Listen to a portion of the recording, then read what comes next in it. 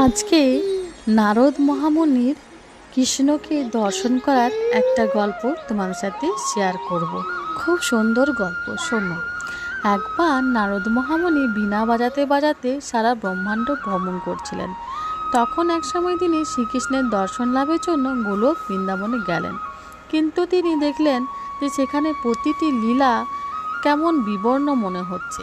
তিনি কারণ জানতে ধ্যানে বসলেন এবং জানতে পারলেন যে ভগবান তার পরিস্বজনদের নিয়ে জড় জগতে অবতরণ করেছেন। নারদ মুনি ভগবানকে জড় জগতে দর্শন করতে চাইলেন। সেজন্য তিনি ভূম ও বৃন্দাবনে এলেন। প্রথমে তিনি নন্দ মহারাজের আলয়ে আগমন করলেন। সেখানে তিনি ভগবানকে একটি শিশুরূপে দর্শন করলেন।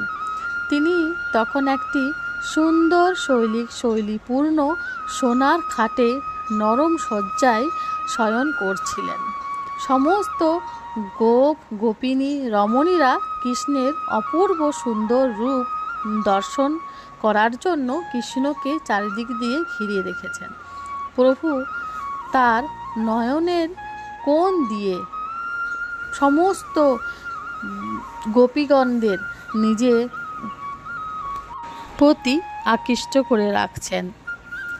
তার মুখের চারিদিকে বিন্যস্ত অলৌকিক একটা চিহ্ন তিনি দেখতে পাচ্ছেন এবং তিনি ভগবানকে একটি নগ্ন শিশুরূপে দর্শন করছেন। তিনি ভাবলেন যে এটা প্রভুর কেমন লীলা এবং তিনি এই অপূর্ব দৃশ্য থেকে চোখ ফেরাতে পারছিলেন না। তিনি কৃষ্ণকে এই রূপে দেখবেন, ওনার প্রভুকে এই রূপে দেখবেন, কিছুতেই বিশ্বাস করতে পারছিলেন না। এত সুন্দর মায়াবী রূপ যেখানে গোপীরা চোখ ফেরাতে পারছে না, নারদ মহামুনি কী করে সেখান থেকে চোখ ফেরায়।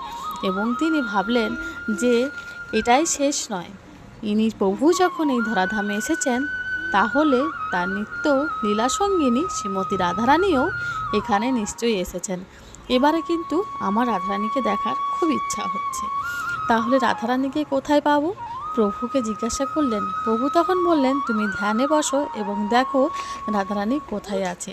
নারদ মহামুনি ধ্যানে বসলেন এবং বুঝতে পারলেন যে প্রভুর নিত্য লীলাসঙ্গিনী শ্রীমতী রাধারানী কোথায় জন্মগ্রহণ করেছেন এবং তিনি দেরি না করে বিশ্বভানুর বাড়িতে চলে গেলেন শ্রীমতী রাধারানীর দর্শন করার জন্য।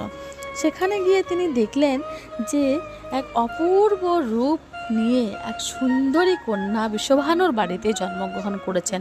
তিনি আর দেরি না করে ওনার দর্শন করলেন এবং বুঝতে পারলেন যে ইনিই হচ্ছেন গোলক